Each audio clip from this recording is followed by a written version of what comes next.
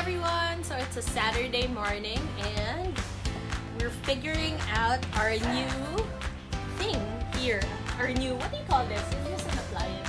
Humidifier. Our new humidifier from JML. So this is Fresh Air Mist Ultrasonic Aroma Humidifier. And it's 2.5 liters in terms of water capacity. Ano pa ba dito? While EJ is trying to figure it out.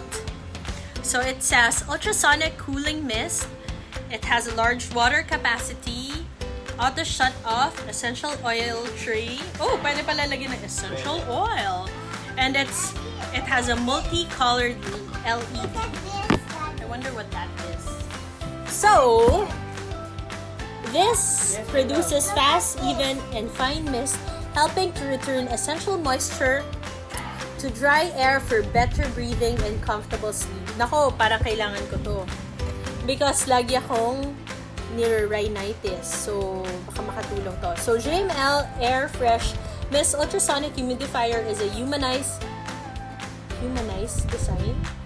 Has an automatic power-off protection and 4 colorful LED lights. Violet, blue, green, and red for better ambiance. Oh! So yun pala yun. Yun yung color for the ambiance in your room. So pwedeng violet, blue, green, and red. So, did you figure it out? Hindi ko alam. I think that's it now. Pero Yeah, so let's... put the water. Oh, wait. Let's check. Where should we put the water? I guess we should... Yeah, maybe ito. Yeah, dyan. I guess lahat. Oh. Dun lang sa loob. Small. Kasi 2.5 liters.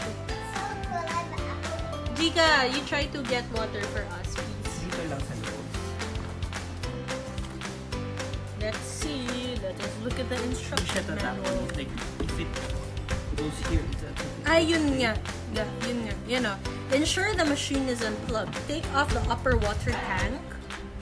Clean the water tank with clean water. Well, it's clean naman.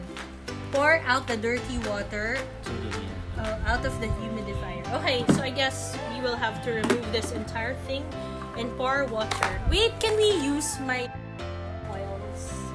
Because we have oils also? Yeah, What? I do. Okay. I want to use the doTERRA oil. So we're gonna try to figure this out, and then I will share photos on Instagram. Bye!